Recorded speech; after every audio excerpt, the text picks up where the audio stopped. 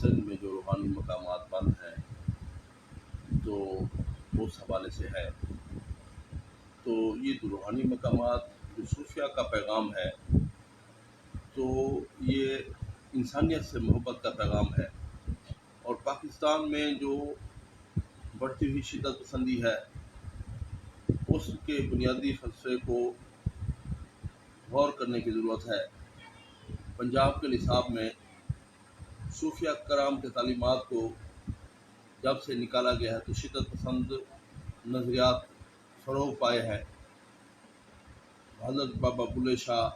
بابا فرید گنج شکر، حضرت داتا علی حجویری، حضرت خواجہ فرید، حضرت سلطان باہو، یہ جتنا بزرگ ہیں تو ان کی جو تعلیمات ہیں انسانیت سے محبت ہے، اور ان کے جو انسٹیٹیوٹ ہیں مزارات اولیاء، یہ روحانی مقامات ہیں، بین المذاہب یکجہتی کے مراکز ہیں اور بین المسالک یکجہتی کے مراکز ہیں، جہاں دنیا میں ہمیں داعش یا دیگر شدت پسند نظریات سے مسلمانوں کو جو مسلمان مخالف قوتیں ہیں ہمارا یہ چہرہ دکھا رہے ہیں، تو وہاں انسانیت کے علم بردار بلے شاہ، خواجہ فریدیہ جو صوفی ہیں یہ امن اور محبت کے پیکر ہیں۔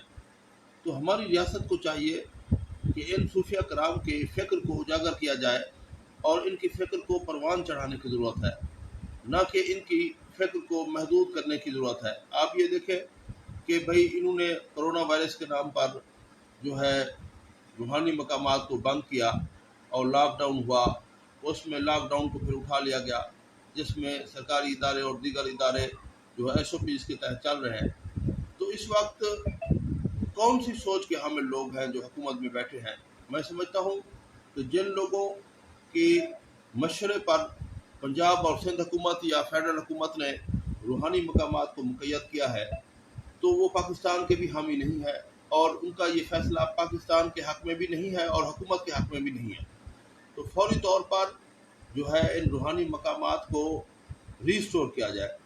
اور اوپن کیا جائے، SOPs کے تحت زیارت کے لیے کھولا جائے، اور یہ فیصلہ انتہائی پاکستان کے مفاد میں نہیں ہے، امن کے مفاد میں نہیں ہے، اور یہ پابندیاں امن پرستوں کے خلاف سازش ہے، امن کی سوچ کو محدود کرنے کا پروگرام ہے۔ ہم اس کو مسترد کرتے ہیں اور فوری طور پر پنجاب اور سندھ میں روحانی مقامات کو کھولا جائے، اور پنجاب کے نصاب میں یہ حکومت کہتی ہے کہ اگر ہم بین المذاہب یا بین المسالک یکجہتی چاہتے ہیں تو پنجاب کے نصاب میں صوفیہ کرام کی تعلیمات کو عام کیا جائے۔ ہم ایسا پاکستان چاہتے ہیں جس میں مسجد، امام بارگاہ، گرجا، گردوارہ، مندر، تمام مکاتب فکر کے جو مکتب فکر ہیں ان کی مذہبی آزادی کے ہم حامی ہیں۔ ہم چاہتے ہیں کہ بھی اقلیتوں کو بھی ان کا حق ملنا چاہیے، اور یہ صوفی فکر ہی ہے جو برداشت کا درس دیتی ہے۔ تو یہ بنیادی مطالبہ روحانی مقامات کو بند کرنا ایک مجرمانہ غفلت میں شمار ہو رہا ہے، یا کرونا کے نام پر پاکستان کو شدت پسند ریاست بنانے کا پروگرام ہے۔ تو وزیر اعلیٰ پنجاب جناب عثمان بلدار صاحب جس طرح ان فراریوں کے خلاف آپریشن کر رہے ہیں، تو جس طرح یہ آپریشن ضروری ہے، اسی طرح پاکستان میں انسانیت کی فروغ کے لیے اور محبت کے فروغ کے لیے، برداشت کے فروغ کے لیے فوری طور پر ان روحانی مقامات کو کھولنا ضروری ہے۔ اور کوٹ پٹھن شریف ہمارا ایک تاریخی شہر ہے، آج سے 125 سال پہلے یہ تحصیل رہا ہے۔ تو جس طرح ننکانہ ایک یونین کونسل لیول کا ایک قصبہ تھا جو سکھ مذہب کے مقدس شہر ہے، تو اس حوالے سے وہاں موٹر وے بھی فراہم کی گئی اور اسے ضلع کا درجہ بھی دیا گیا۔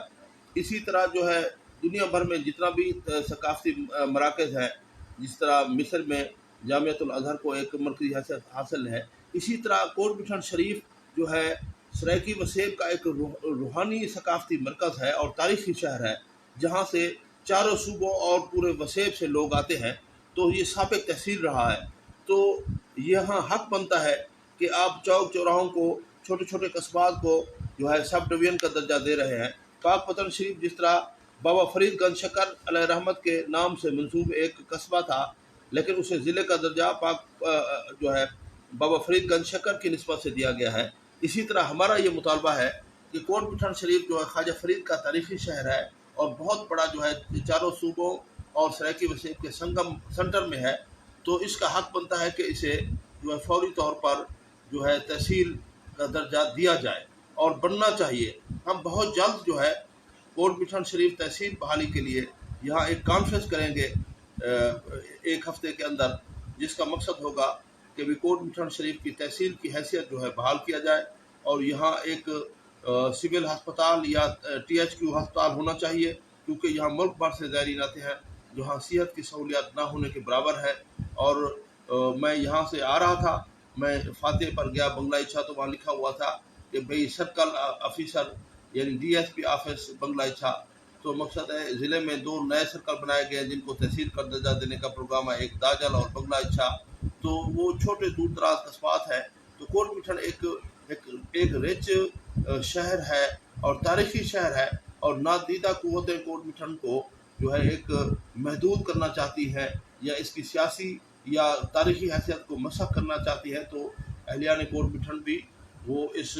سازش کے خلاف جو ہے متحد ہوں، اور کوٹ مٹھن کو تحصیل کا درجہ ملنا چاہیے اور اس کا حق ہے۔ اور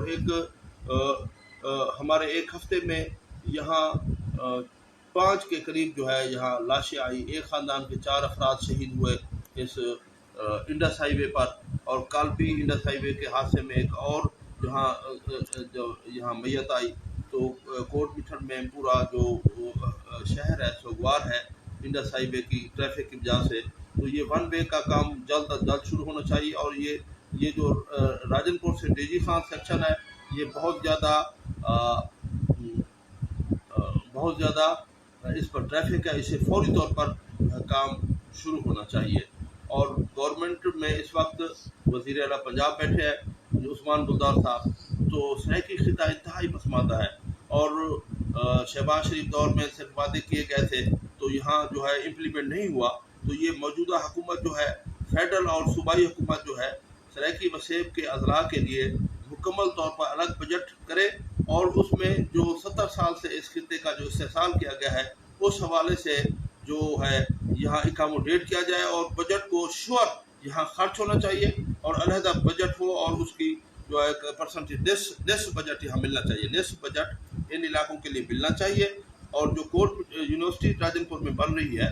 تو اس کا نام جو ہے اس خطے کے کلچر سے منسوب ہونا چاہیے، کیونکہ یہ میدانی علاقہ ہے، اس وسیب کا حصہ ہے، تو اس کا نام جو ہے خواجہ فرید کے نام سے یا صوفیہ کرام کے نام سے ہونا چاہیے۔ اگر اس نام سے نہیں رکھنا چاہتے کیونکہ خواجہ فرید یونیورسٹی پہلے موجود ہے، تو یہاں کے اور صوفی بزرگ ہیں ان کے نام سے ہو، یا انڈس جو ہے دریائے سندھ یہاں سے بہتا ہے، تو انڈس انتہائی شاندار نام ہے جو اس خطے کے کلچر سے بھی میچ کرتا ہے، سیٹلڈ ایریا ہے، تو اس خطے کی کلچر سے مواصلت کر کے انڈس یونیورسٹی بنانی چاہیے۔ اور وہ جو ہے ہمارا مطالبہ ہے کہ انڈس یونیورسٹی کوٹ مٹھن بنانی چاہیے، یہاں ایک رقبہ بھی ہے، اور جو ہے خواجہ صاحب کا تاریخی شہر ہے، اور اس سے جو ہے یہ سینٹر میں بھی ہے ضلع کے، اور دیگر جو ضلع رحیم یار خان کے جو دیہی علاقے ہیں وہ بھی کوٹ مٹھن سے ملک ہیں، تو اس یونیورسٹی کا فائدہ راجن پور کو بھی ہوگا، اس یونیورسٹی کا فائدہ جو ہے رحیم یار خان کے عوام کو بھی ہوگا۔ تو انڈس یونیورسٹی بنائی جائے اور کوٹ مٹھن میں بنائی جائے، تو انشاءاللہ تعالی ہم جو ہے اس خطے کے حقوق کی آواز بلند کرتے رہیں گے، اور صوفیہ کرام کی مزارات کو ریسٹور ہونا چاہیے۔ پاکستان کی سپریم کورٹ اور ہائی کورٹ اور استحکام پاکستان کے ادارے ان لوگوں کے خلاف جو ہے ان کو چارج شیٹ کریں جو یہ مشورہ دے رہے ہیں کہ بزرگان دین یا اولیاء کرام کی مزارات کو بند کر کے کرونا وائرس سے بچا جا سکتا ہے، تو بالکل نہیں بچا جا سکتا۔ ان کے اندر جو ایک شدت پسند کرونا ہے وہ ان سے غلط فیصلے کرا رہا ہے، یہ فیصلے نہ پاکستان کے حق میں ہے، نہ ریاست کے حق میں ہے، نہ امن پسندوں کے حق میں ہے، نہ باہمی یکجہتی کے حق میں ہے، نہ خود گورنمنٹ کے حق میں۔